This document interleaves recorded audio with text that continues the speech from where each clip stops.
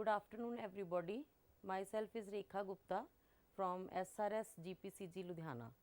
Today, my topic is middle term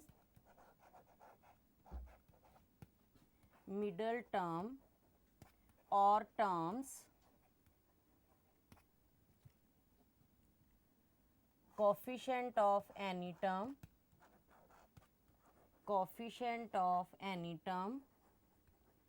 and constant term in binomial theorem.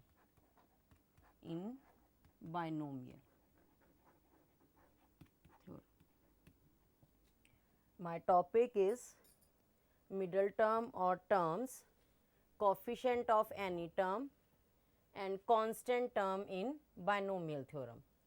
First of all, we will do middle term.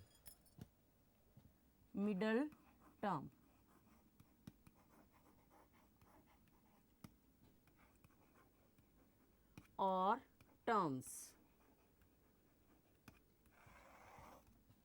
We know the binomial expansion of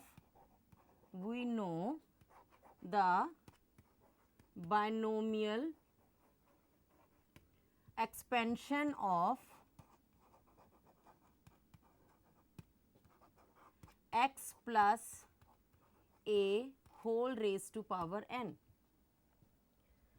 X plus a whole raised to power n is equal to nc0 x raised to power n a raised to power 0 plus nc1 x raised to power n minus 1 a raised to power 1 plus nc2 x raised to power n minus 2 a square plus and so on ncn x raised to power 0 a raised to power n. That is the binomial expansion of x plus a whole power n. In binomial expansion, number of terms is equal to n plus 1. Number of terms are n plus 1 and we have to find middle term. If n is even, then number of terms are n plus 1, that will be odd number. And therefore, there will be only one middle term.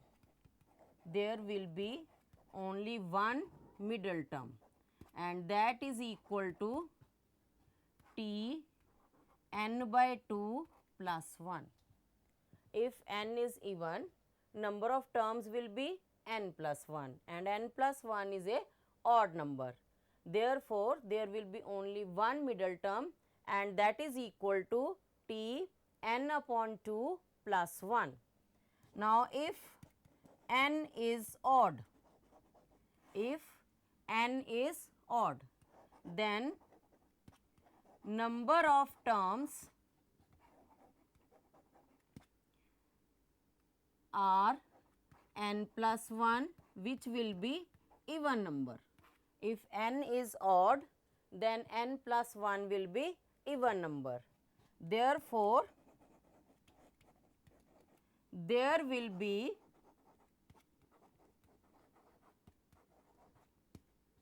two middle terms.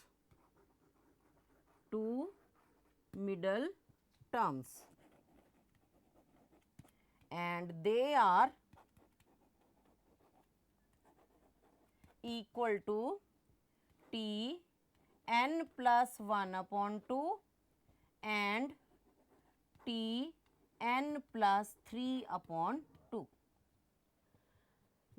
तो n अगर even है तो number of terms odd होंगी middle terms कितनी होंगी, एक, और n अगर ऑड है तो नंबर ऑफ टर्म्स क्या हो जाएंगी, n+1, and n+1 will be even number, therefore there will be 2 middle terms and they are equal to t n+1/2 and t n+3/2. Now we will do the questions of middle term. Now question 1, find the middle term, find the middle term in the expansion of, in the expansion of 2x square minus 1 upon 3x square whole power 10. Find the middle term in the expansion of 2x square minus 1 upon 3x square whole power 10. Here n is equal to 10. Here n is equal to 10, which is even number, which is even number. Number of terms will be, number of terms कितनी होंगी, n+1, that is equal to 10+1, that is 11, odd number. Number of terms कितनी हो जाएंगी, odd number. अभी हमने किया है कि अगर n इवन है, नंबर ऑफ टर्म्स ऑड हो जाएंगी, तो उसकी मिडिल टर्म्स कितनी होंगी, एक. There will be only one middle term,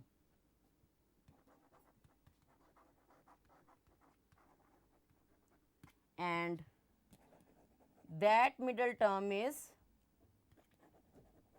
and that term is equal to t n upon 2 plus 1, t 10 upon 2 plus 1, that is equal to t 5 plus 1, that is t6. तो इसमें middle term कौन सी होगी, sixth term. अब हमने इस expansion में क्या निकालना है, sixth term, t6. t6 can be written as t5 plus 1. अब हम इसमें क्या लगाएंगे, जनरल फार्मूला. जनरल फार्मूला क्या होता है, NCR. Here n is 10, R is 5. NCR x, here x is 2x square power 10 minus 5 into a. A is minus 1 upon 3x square whole power r, that is equal to 5. तो इसकी middle term कितनी आ गई, 10c5 2x square power 10 minus 5 into minus 1 upon 3x square whole power 5, that is equal to 10c5 2x square power 5 minus 1 upon 3x square whole power 5. Now here is negative number and power is odd number. Therefore, it is equal to minus 10c5 2 raised to power 5, that will be equal to 32 into x raised to power 10. X square whole power 5 is x raised to power 10. Now 1 upon 3, 243 x raised to power 10. x raised to power 10 will be cancelled out. तो middle term क्या आ गई, minus 10c5 into 32 into 1 upon 243. That will be the middle term. Now next question is, find two middle terms, find two middle terms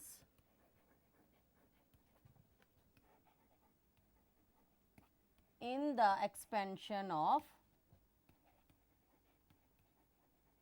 the expansion of x upon 2 minus 2 upon x whole power 11. Now here n is 11, here n is 11. 11 is odd number. तो number of terms कितनी हो जाएंगी इसकी? 12. Number of terms are, number of terms is equal to n plus 1, that is equal to 11 plus 1, 12. 12 is an even number.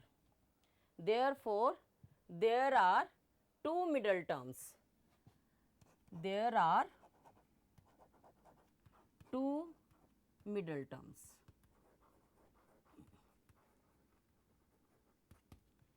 First middle term is t n plus 1 upon 2. फार्मूले में क्या था? t n plus 1 upon 2. n कितना है? 11. 11 plus 1 upon 2. 11 plus 1 12. 12 upon 2 is equal to 6. t 6. तो इसमें अब हमने क्या निकालना है? t 6. t 6 को हम कैसे लिखेंगे? 5 plus 1. कैसे लिखेंगे? 5 plus 1. तो क्या आ जाएगा? 11 c5. क्या फार्मूला जनरल टर्म का? n c r.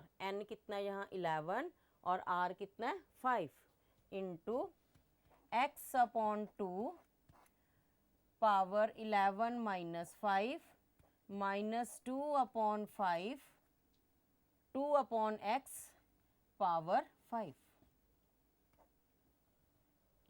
General term का फार्मूला लगाया, कितना है? 11 c5 x की जगह यहाँ पे क्या है? x upon 2. x अपॉन 2 की पावर क्या आएगी? इन दोनों को माइनस करके 11 माइनस 5 प्लस a की जगह यहाँ पे क्या है? Minus 2 upon x. तो कितना आ जाएगा? Minus 2 upon x. इसकी पावर कितनी आएगी? r यहाँ पे कितना है? 5. तो अब इसको हम सॉल्व करेंगे. सॉल्व करने के बाद ये आ जाएगा 11 c5 x upon 2 power 6 minus 2 upon x power 5. That is equal to minus 11 c5 x raise to power 6 upon 64. 2 raise to power 5 is 32 upon x raise to power 5. ये कैंसिल हो जाएगा. तो कितना आ गया? Minus 11 c5 x upon 2 minus 11 c5 x upon 2. ये आगे इसकी एक मिडल टर्म क्या आई? Minus 11 c5 x upon 2. अब इसकी दूसरी मिडल टर्म क्या होएगी? t n plus 3 by 2. That is equal to t 11 plus 3 by 2. 11 plus 3 14. 14 upon 2 is equal to 7. t7 कैसे लिखेंगे? t6 plus 1. अब यहाँ पे r कितना बन जाएगा? 6. क्या आ जाएगा? 11 c6 x upon 2 power 11 minus 6 minus 2 upon x power 6. तो अब इसको सॉल्व करेंगे. 11 c6 x upon 2 power 5 minus 2 upon x power 6. अब यहाँ नेगेटिव है. नेगेटिव नंबर की जो पावर है 6 इज एन इवन नंबर. तो ये क्या बन जाएगा? Positive. 11 c6 x raise to power 5. 2 raise to power 5 is 32. 2 raise to power 6 is 64 upon x raise to power 6. That is equal to 11 c6. ये cut गया 2 अपॉन x. तो इसकी middle terms हमने देखा 2 आ गई. जब पावर 11 थी, 11 ऑड नंबर है. ऑड नंबर है तो उसमें नंबर ऑफ टर्म्स इवन हो जाएंगी. इवन हो गई तो 2 मिडिल टर्म्स आएंगी. फार्मूले से मिडिल टर्म कौन सी होती है? T N plus 1 by 2. N यहाँ पे कितना है? 11. 11 प्लस 1 बाय 2 कितना बन गया? वो t6. t6 को हम कैसे लिख सकते हैं? t5 plus 1. और जनरल टर्म का फार्मूला लगा के 11c5 x upon 2 whole power 11 minus 5 into minus 2 upon x power 5, इसको सॉल्व कर लिया। Similarly second middle term is t n plus 3/2, n here is 11, तो ये सब टर्म सॉल्व करके क्या आ गई 7th टर्म। और 7th टर्म को हम कैसे लिख सकते हैं, t 6 plus 1, here r is 6 and n is 11। Formula लगा के सॉल्व करके ये हमारे पास दो मिडल टर्म्स आ गई। इससे पहले हमने देखा कि उसमें जब पावर 10 थी, 10 इवन नंबर है तो एक ही मिडल टर्म बनी, और उसमें हमने मिडल टर्म जो है सेम जनरल टर्म का फार्मूला लगा के हमने मिडल टर्म ली, और इसमें पावर 11 से हमने इसकी एक अगली मिडल टर्म्स दो निकाल ली ना। अगला टॉपिक है हमारा coefficient of any term, to find coefficient of any term. To find coefficient of any term, first of all we write general term. General term. We write the general term. किसी भी term का coefficient निकालने के लिए पहले हम कौन सा फार्मूला लगाएंगे, जनरल टर्म का। और जनरल टर्म का फार्मूला लगा के जो टर्म हमें पूछी गई होगी, जो भी हमें कोफिशिएंट निकालना होगा, उस कोफिशिएंट के इक्वल पुट कर देंगे question. Find the coefficient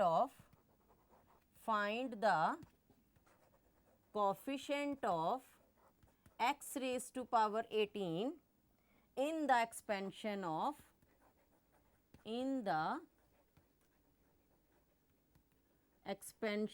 of x square plus 3a upon x whole power 15. Find the coefficient of x raised to power 18 in the expansion of x square plus 3a upon x whole power 15. Now compare it with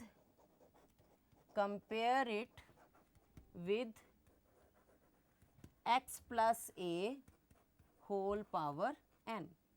Here n is 15, in place of x, here x is x square and a is 3a upon x. A is 3a upon x. Now we find general term. General term को हम किससे लिखते हैं, T R plus 1। General term को किससे लिखेंगे, T R plus 1। क्या formula इसका, N C R X raise to power n minus R into A raise to power R. General term का क्या फार्मूला है, N C R X raise to power n minus R into A raise to power R, that is equal to 15 C R X raise to power 30 minus 2r into 3 raise to power r a raise to power r upon x raise to power r। अब हमने coefficient जो निकालना है वो किसका निकालना है, x raise to power 18 का। अब यहाँ x हमारे पास दो जगह पे आ गया। जब कोफिशिएंट निकालना है तो जहाँ जहाँ x की पावर्स हैं वो हम इकट्ठी करेंगे। अगर वो मल्टीप्लिकेशन में है तो x की पावर्स ऐड हो जाएंगी, डिवीज़न में है तो x की पावर्स सब्ट्रैक्ट हो जाएंगी। अब यहाँ पे x की पावर क्या बन जाएगी, क्योंकि एक x न्यूमरेटर में है दूसरा डिनोमिनेटर में है, तो x की जो पावर्स हैं वो सब्ट्रैक्ट हो जाएंगी। 3 raise to power r, a raise to power r, x raise to power 30 minus 2r minus r। तो जनरल टर्म किसके इक्वल आ गई, 15 CR 3 raise to power r, a raise to power r, x raise to power 30 minus 3r। अब हमारे पास x की power कितनी आ गई 30 minus 3r, पर क्वेश्चन में हमें x की पावर कितनी चाहिए 18। तो जो 30 माइनस 3r आई है पावर, इसको हम किसके इक्वल पुट कर देंगे 18 के। Put 30 minus 3r is equal to 18। 30 minus 18 is equal to 3r। 12 is equal to 3r और r इज इक्वल टू 4। तो यहाँ से हमारे पास वैल्यू किसकी आ गई r की। r की वैल्यू कितनी आ गई 4। वो r की वैल्यू हम इसमें पुट करके क्या निकाल लेंगे जनरल टर्म। तो जनरल टर्म है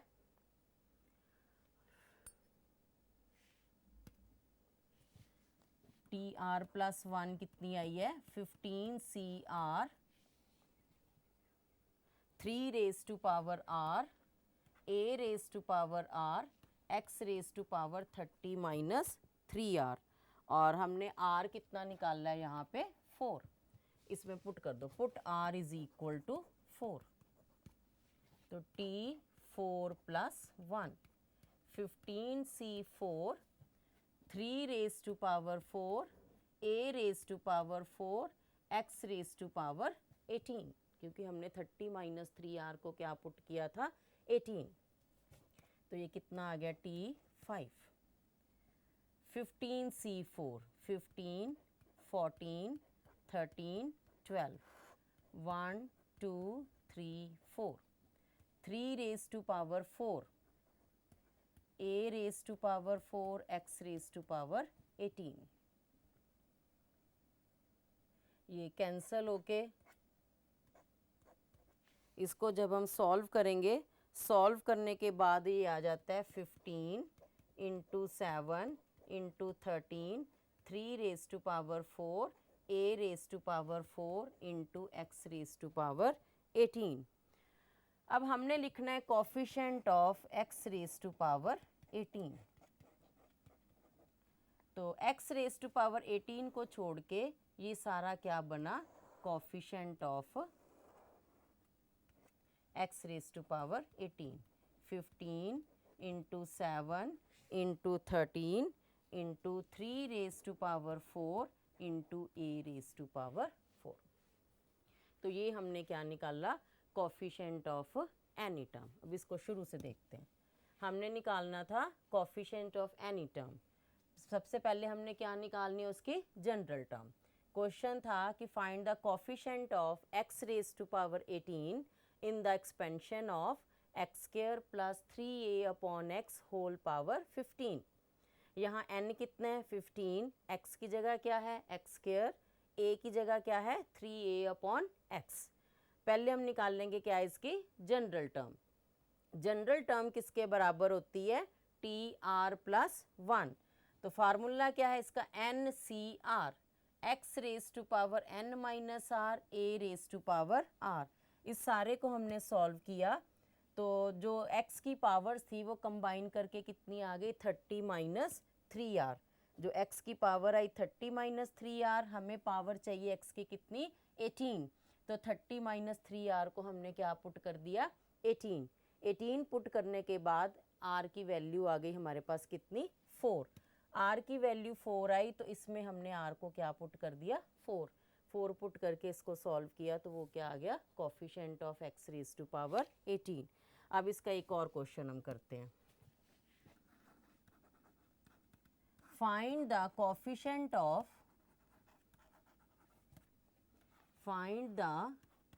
coefficient of x raise to power minus 17 in the expansion of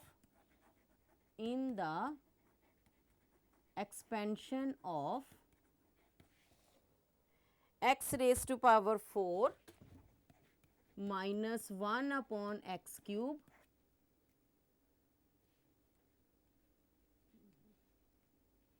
x raised to power 4 minus 1 upon x cube whole power 15।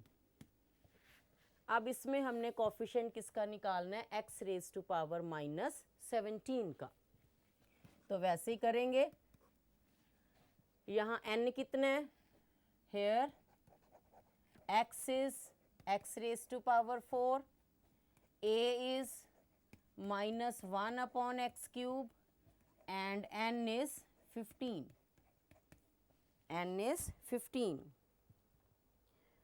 तो हम इसमें पहले निकालेंगे general term T R plus 1 N C R X raise to power 15 minus R minus 1 upon X cube whole power R that is equal to 15 C R X की power 60 minus 4r 4 15s are 60 minus 4r minus 1 raise to power r upon x raise to power 3r. अब फिर x दो जगह पे है तो power subtract हो जाएंगी 15 C R x minus 1 raise to power r x raise to power 60 minus 4r minus 3r. अब यहाँ x की पावर कितनी बन गई 15 C are 60 minus 7r. Power कितनी बन गई 60 माइनस 7r. हमें कोफिशिएंट जब निकालना है तो x की पावर कितनी चाहिए -17.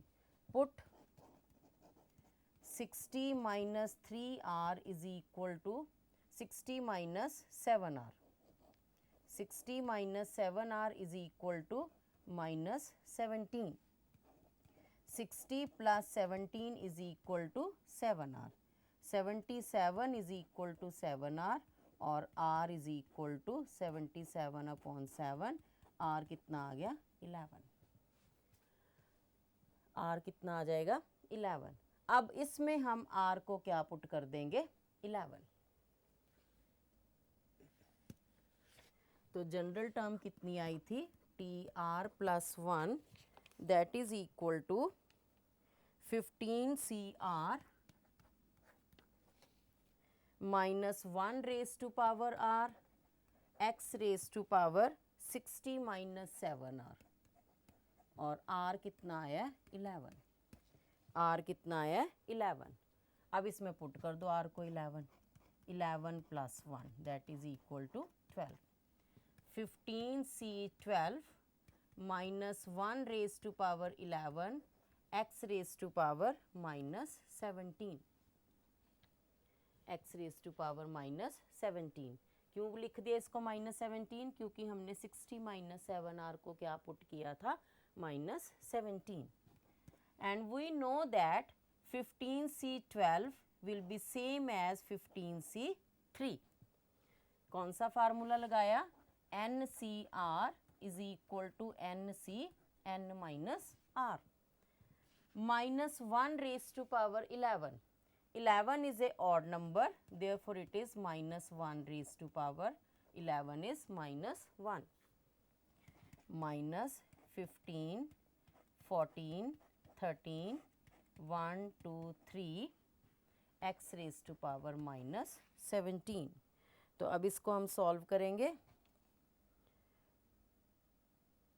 सॉरी 15c 12 था यहाँ 11 आना था. 15c 11 is same as 15c 4. 13 12 1 2 3 4. ये ठीक कर लेना. यहाँ पे r आता है. r कितना है यहाँ पे 11. तो 15c 11 minus 1 raise to power 11 x raise to power minus 17. 15c 11 is same as 15c 4.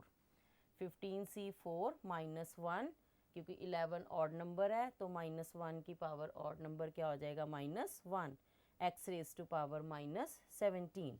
15 14 13 into 12 upon 1 into 2 into 3 into 4.